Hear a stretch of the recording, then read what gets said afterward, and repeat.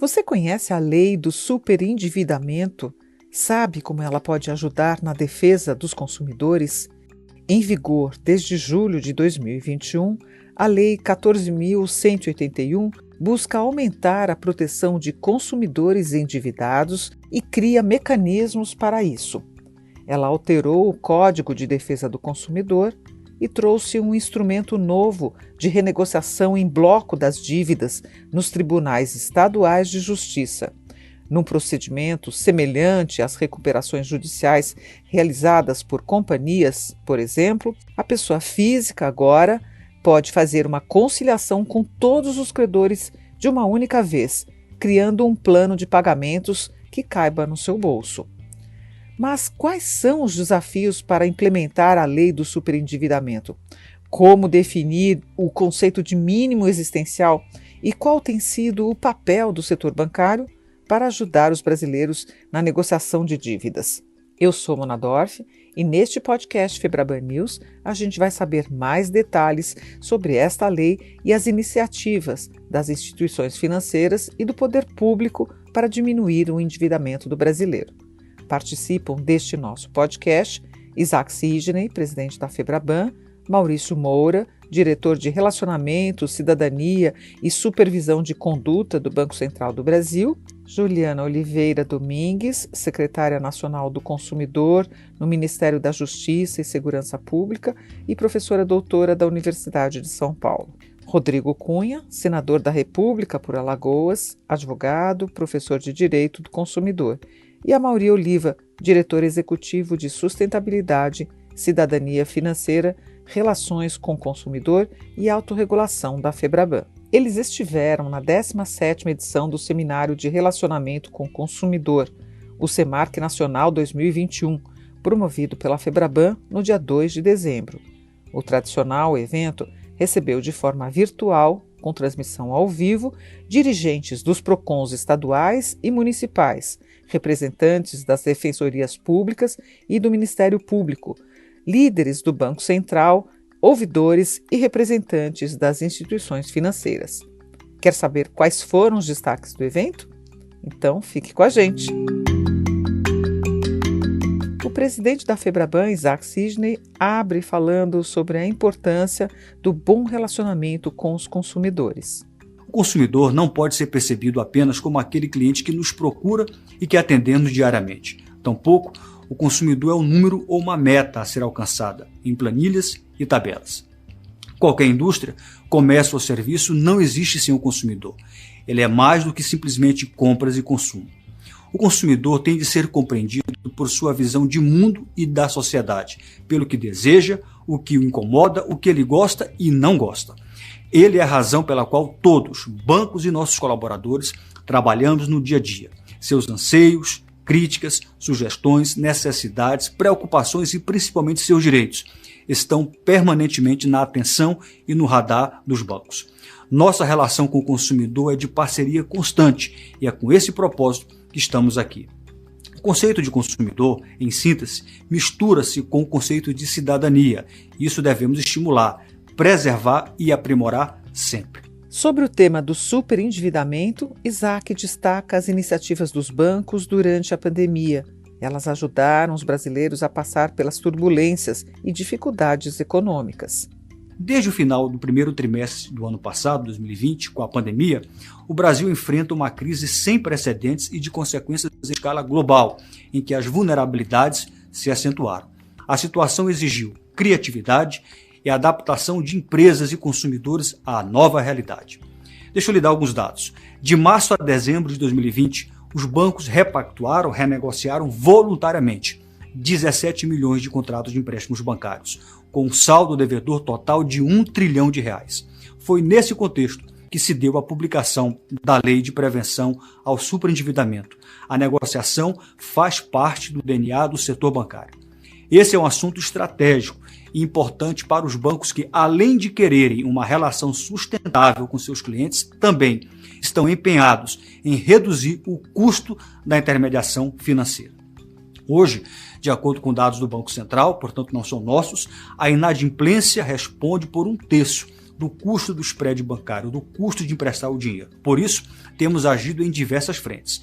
A primeira voltada à repactuação, à renegociação de dívidas, com o objetivo de contribuir para o resgate da capacidade financeira do consumidor. Além das repactuações de contratos que já mencionei, mais de 17 milhões, os bancos participaram de mais de 220 multirões de negociação de dívidas em parceria com os PROCONs, por meio da plataforma consumidor.gov. Em novembro, nós tivemos mais um mutirão nacional inédito, realizado em parceria com o Banco Central, Senacom e também PROCONs de todo o país. O diretor do Banco Central, Maurício Moura, alertou também para os problemas do superendividamento. Ele citou algumas iniciativas do BC em parceria com outras instituições, entre elas a Febraban. Para além das definições legais e acadêmicas, a gente entende que superendividamento é uma situação extrema e negativa que afeta o cidadão e sua família, mas muito além do plano financeiro, atingindo os mais diversos aspectos de suas vidas. Superendividamento é um problema complexo e multifacetado, que guarda relação direta com a vulnerabilidade financeira. No Banco Central, esse binômio vulnerabilidade e superendividamento tem recebido atenção tanto pela perspectiva de educação financeira, quanto pela de supervisão de conduta.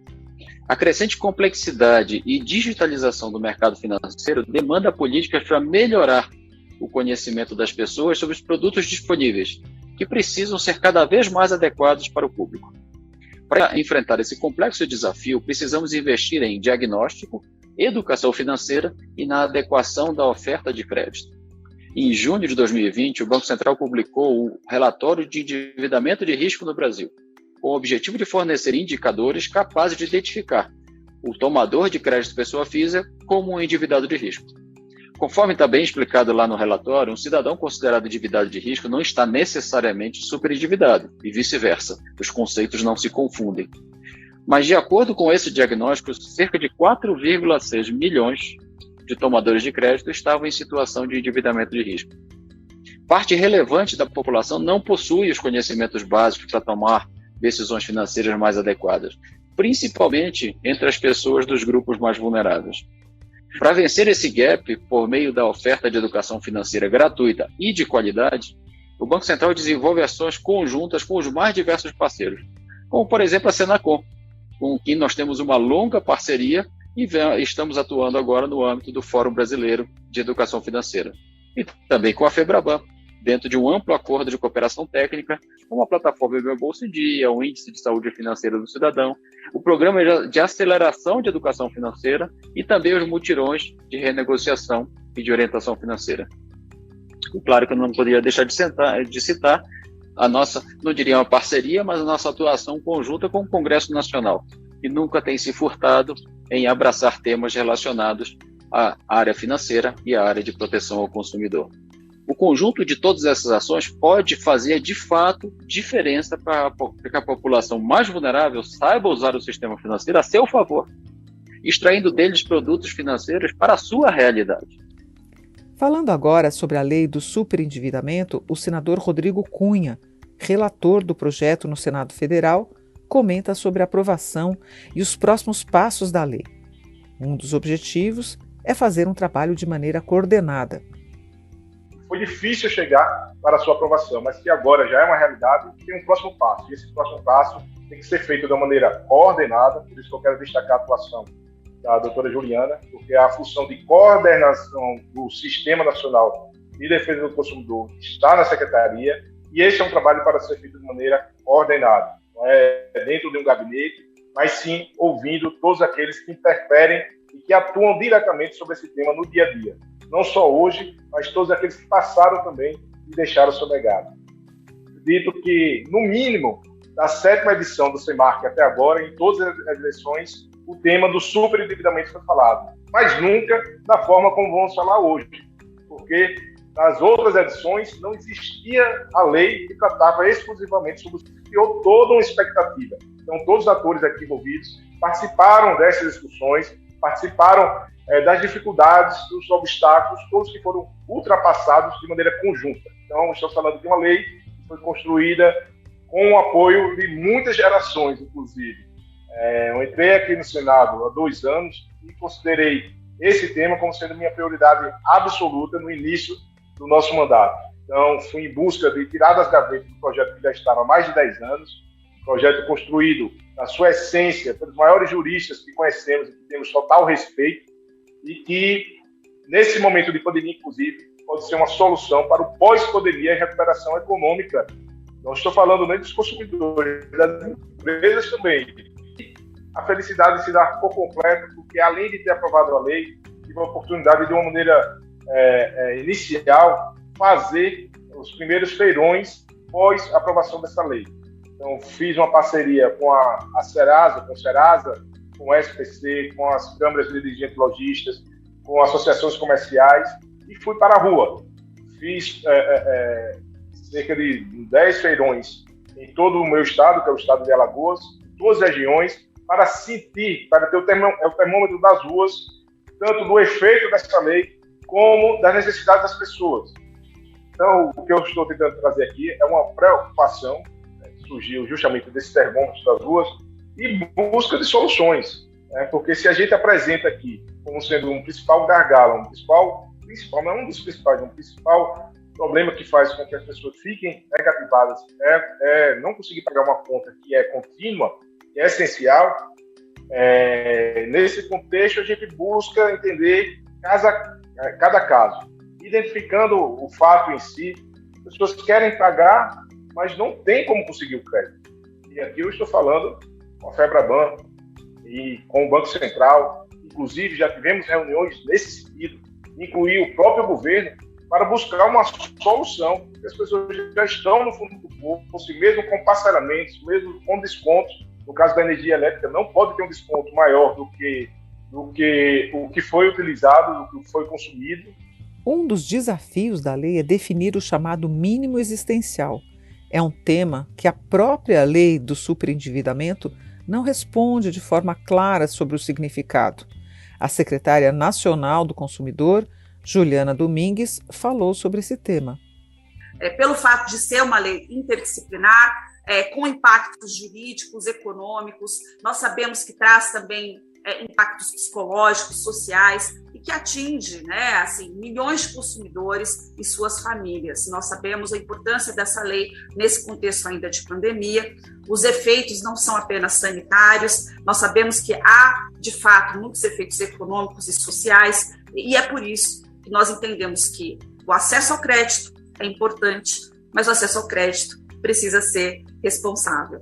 Então, temos aí um grupo expressivo de pessoas físicas hoje que ainda se encontram, se veem impossibilitadas de quitar a totalidade de suas dívidas nos termos que foram convencionados. A nova lei busca resguardar essa possibilidade de quitação dessas dívidas e, ao mesmo tempo, garantir o mínimo existencial. Como foi colocado aqui, hoje é o grande tema e o grande desafio, definir o que é o mínimo existencial, de forma a isso estar realmente adequado ao espírito da lei, como nós costumamos dizer na área jurídica, e também em consonância com as recomendações dos organismos internacionais. Não é muito dizer aqui, na verdade é muito importante destacar o fato de que a lei também está dentro das recomendações que foram já incorporadas, aderidas, pelo menos pelo Brasil, da Organização para a Cooperação e Desenvolvimento Econômico, relacionado à proteção do consumidor no âmbito do crédito ao consumo, os princípios do G20 sobre proteção financeira do consumidor.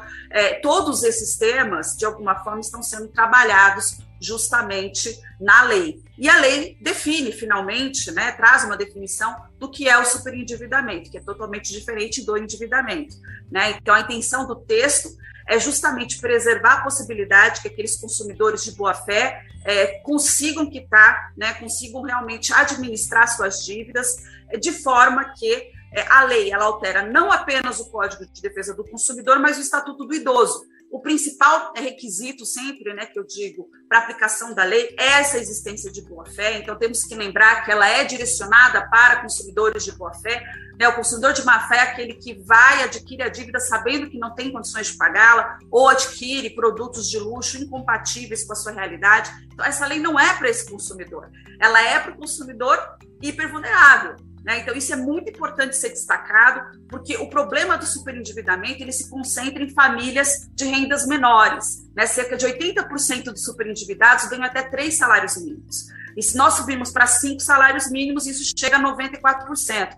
Então, estamos falando de uma camada da população que notadamente é vulnerável. Então, é muito importante, né, que as iniciativas que foram ditas, nosso trabalho na Secretaria Nacional do Consumidor do Ministério da Justiça e Segurança Pública é justamente tentar coordenar o Sistema Nacional de Defesa do Consumidor em temas em que nós temos esses alinhamentos, e esse é um tema muito importante diante, né, do volume de demandas que nós temos hoje monitorados, tanto pelo consumidor.gov.br, como também pelo sistema que é integrado aos PROCONs. O SINDEP, que está se transformando no pró-consumidor, estamos aí num momento também de melhorias, né, para conseguir extrair esses dados de registros que são feitos nos PROCONs locais. E mutirões como os que foram realizados em parceria têm resultado positivamente, né, em melhorias para o bem-estar social, com negociação de dívidas de boa parte desses consumidores. Para o presidente da FEBRABAN, Isaac Sidney, é preciso ter equilíbrio ao regulamentar a lei, com uma atenção especial ao mínimo existencial. Nós mantemos o firme propósito de continuar a contribuir com os desafios de implementação da lei, me refiro à lei do superendividamento, e de temas que não são disciplinados ainda por essa lei, como, por exemplo, é o caso da construção de um procedimento unificado para o tratamento do superendividamento ou do superendividado. Ainda, em relação a essa lei do superendividamento, nós precisaremos ter equilíbrio na regulamentação da lei. Eu me refiro aqui à definição do conceito de mínimo existencial.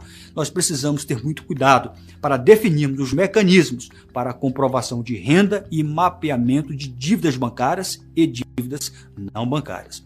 Para tanto, será fundamental conciliarmos, de um lado, proteção ao consumidor superendividado e, de outro, previsibilidade e segurança jurídica. Para que isso? Para que nós possamos mitigar os impactos na oferta de crédito e os riscos da exclusão daqueles que nós queremos proteger, que são exatamente os consumidores mais vulneráveis. O diretor executivo de Sustentabilidade, Cidadania Financeira, Relações com o Consumidor e Autorregulação da FEBRABAN, Amaury Oliva, faz um alerta. O conceito aberto de mínimo existencial traz riscos à segurança jurídica. A lei, como já mencionado, ela altera o Código de Defesa do Consumidor para tratar da prevenção e do tratamento do superendividamento. Ela inclui alguns direitos básicos do consumidor, entre eles a preservação do mínimo existencial, e esse talvez seja um dos primeiros grandes desafios, né? Tem que ser regulamentado esse mínimo existencial, porque ele vai ser levado em consideração tanto na repactuação das dívidas, como na concessão do crédito, né? E aí também repactuação de dívidas são dívidas bancárias e não bancárias, né? Quando a gente pensa no mínimo existencial, esse valor ele deve ser preservado, ou seja, ele não pode ser comprometido com as dívidas do consumidor, e aqui a gente tem um desafio, porque naturalmente ele vai ter um impacto na oferta de crédito, ou seja, o consumidor não vai poder tomar crédito que avance sobre esse mínimo existencial, e aí é muito importante que a gente tenha uma regulamentação, uma definição objetiva desse conceito, do que é o mínimo existencial, qual é o valor desse mínimo existencial, para que ele não fique um conceito aberto e sujeito a interpretações individuais. Isso sempre gera insegurança jurídica, e insegurança jurídica não é bom para ninguém. A gente acaba deslocando para o judiciário temas que a gente pode se antecipar, e também isso acaba encarecendo o próprio custo do crédito, né, e prejudicando o próprio consumidor. Amaury fala também sobre a importância da concessão de crédito saudável. Gosto de dizer que o superendividamento não interessa a ninguém. Não interessa ao consumidor, não interessa ao Estado e também não interessa aos bancos, né? Primeiro, porque os bancos querem relacionamentos sustentáveis com seus clientes, né? E depois, porque a inadimplência hoje ela responde por 1/3 do custo do crédito no nosso país, né? Então, os bancos naturalmente querem emprestar mais para mais pessoas, né? E consumidores com mais saúde financeira também buscam mais produtos e serviços bancários, né? Então, não interessa a ninguém o superendividamento, né? Também sobre a oferta responsável de crédito, Isaac Sidney destaca o papel da autorregulação do setor bancário. Nós temos avançado bastante nos nossos compromissos públicos de autorregulação e nas boas práticas setoriais. E eu quero reiterar o nosso compromisso em avançar cada vez mais. Quero voltar um pouco no tempo. Em 2013, A autorregulação FEBRABAN publicou o normativo de concessão de crédito responsável. Um pouco depois, 4 anos à frente, em 2017, o normativo sobre tratamento de negociação de dívidas. Esses normativos foram inspirados no conceito amplo de superendividamento. Mais recentemente, em abril agora de 2021, o setor bancário incorporou formalmente o superendividado ao conceito de público vulnerável no normativo de autorregulação de número 024/2021. Mais do que todas as iniciativas citadas por aqui, Amaury lembra de um ponto essencial para a relação entre as instituições financeiras e consumidores: o diálogo. Reiterar o nosso compromisso com o diálogo, né? Acho que essa é uma grande comemoração do SEMAC, né? Sempre prestigiando o diálogo construtivo, respeitoso, que a gente consiga, né, aqui juntar crescimento econômico, proteção ao consumidor. Esse é o nosso desejo. E agora, com essa nova lei, aqui nós temos uma oportunidade de aproveitar essa nova lei, né, e aqui promover os nossos esforços para que a gente avance em conciliação, para que a gente também avance no diálogo construtivo e na atuação coordenada, né, entre órgãos de governo, entre, né, municípios, estados, União e também entre o mercado. Então fica aqui, né, o nosso compromisso de dialogar sempre com os órgãos de defesa do consumidor. A gente tem um trabalho grande aqui de regulamentar a lei, de implementar essa lei, né? Contem conosco, e a gente precisa agora, né, ter aqui em mente esses desafios, né, que não são poucos, mas seguramente acho que a gente avançou muito, né, no nosso diálogo, nas nossas entregas como setor bancário, e sem dúvida a gente vai avançar cada vez mais, né?